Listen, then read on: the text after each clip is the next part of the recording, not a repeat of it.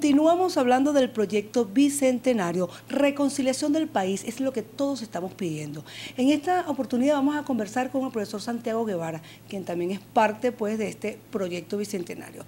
El vicerrector decía que sí es un proyecto político, pero un proyecto político, ¿cómo se ve desde los espacios universitarios para que la gente no crea que es un proyecto político visto desde la mesa de la unidad? Que son dos distintas maneras o dos maneras distintas de ver la política. ¿Cómo lo vemos los universitarios y cómo lo ven los políticos o los politiqueros de este país? ¿Cómo es un proyecto político desde la universidad, Santiago?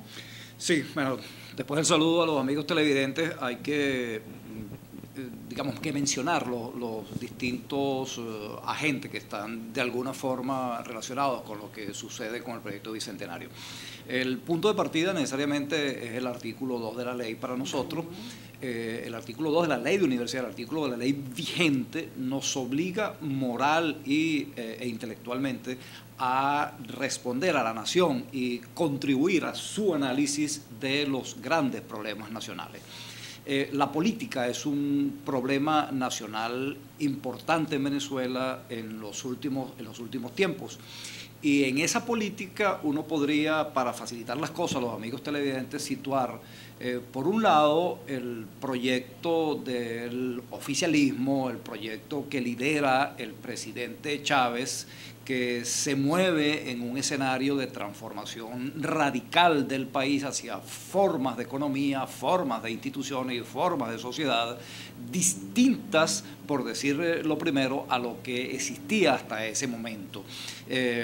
Uno podría incluso, para poner un poco de sazón al asunto, decir que el proyecto se mueve hacia un escenario cubanizante, un escenario de transformación radical por la vía de la destrucción del aparato productivo y de sometimiento, entre otros medios, por la vía de la humillación de la sociedad venezolana, para montar, para edificar sobre esa realidad de destrucción un proyecto al estilo cubano. Estoy poniéndole aliño al planteamiento.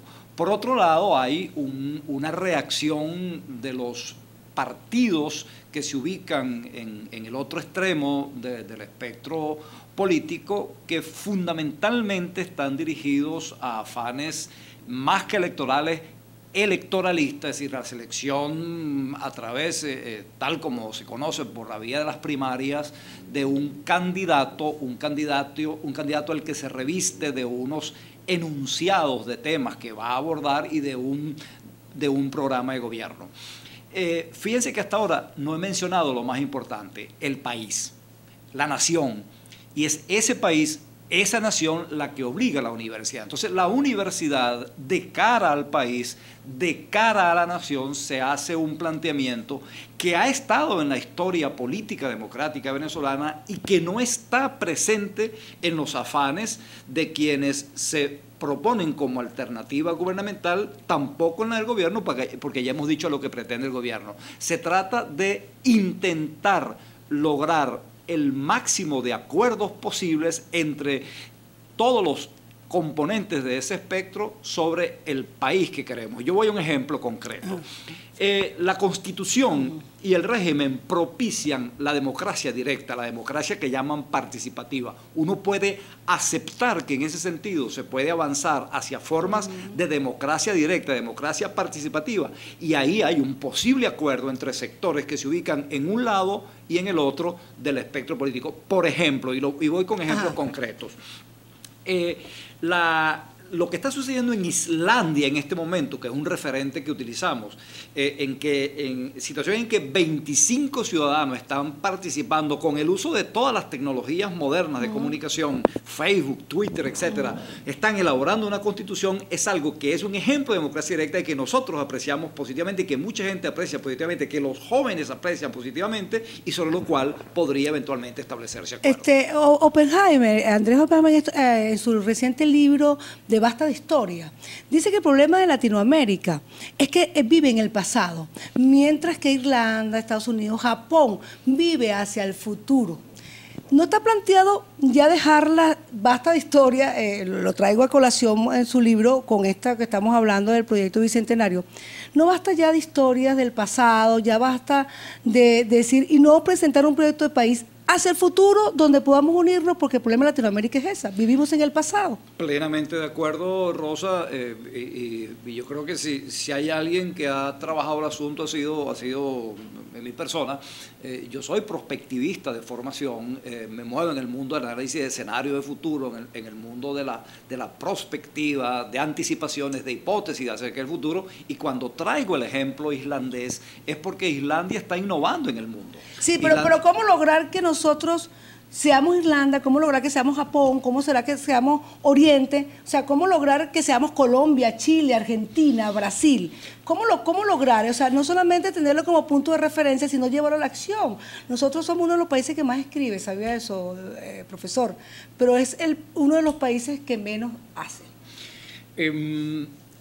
¿Cómo llevarla a esa teoría que usted ha escrito tanto? Tengo que insistir ¿Cómo llevarla? Tengo que insistir en el ejemplo, tengo que insistir en planteamientos que he podido realizar en todo esto que sucede en el mundo con el movimiento del 15 de mayo, movimiento de los indignados o World Revolution. De hecho, puedo señalar con satisfacción que una entrevista y algunas notas mías fueron publicadas por ellos mismos en una de sus ediciones dominicales, porque cosas que la historia nos ha mostrado, pero que no necesariamente son referencias del pasado, sino que son, digamos, concreciones que uno puede evaluar, tomar y recomendar, nos muestran que, por ejemplo, uno de los casos que señalaba el profesor Ferreira, que es el caso colombiano, nos mostró un proceso en el cual la voluntad y la fuerza del movimiento estudiantil pudo lograr superar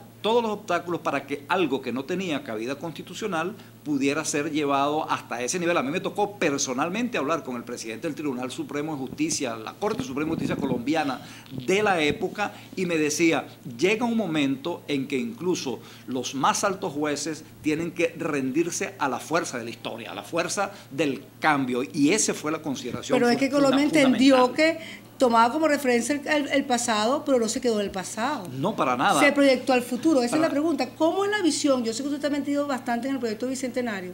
¿Cómo es la visión de un futurista y que escribe para futuro, no para atrás? Sí, ¿Cuál es la visión? Yo señalaba un ejemplo que es la admisión del progreso posible en el campo de la democracia directa, de la democracia participativa, pero podría irme a mi área de origen, que es la economía, y referir el hecho de que en Venezuela, incluso desde Medina Angarita, por decirlo, se habla de sembrar el petróleo, de salir de la economía rentista, y aún Venezuela no sale de esa economía rentista. No solamente eso, sino que cada día es más rentista, y que ahí hay un reto de futuro en el caso venezolano, para que no me reclamen que me estoy yendo a otras realidades, que nos obliga a ir hacia el planteamiento de una economía productiva, de una economía competitiva, de una economía exitosa respecto a los países cercanos y exitosa en el contexto global.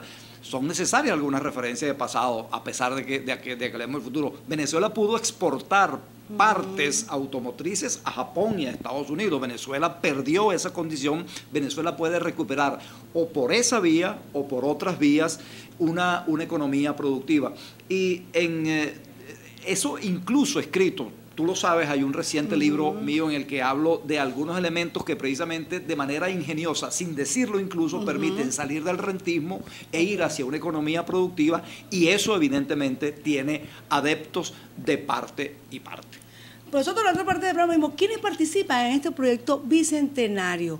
¿Cómo van a hacer para lograr la mayor suma de voluntades en tantos proyectos de país donde hoy se están presentando muchísimas alternativas, donde cada quien está trabajando un trabajo de hormiguita individualmente? Le preguntamos al profesor Santiago Guevara en la otra parte del programa.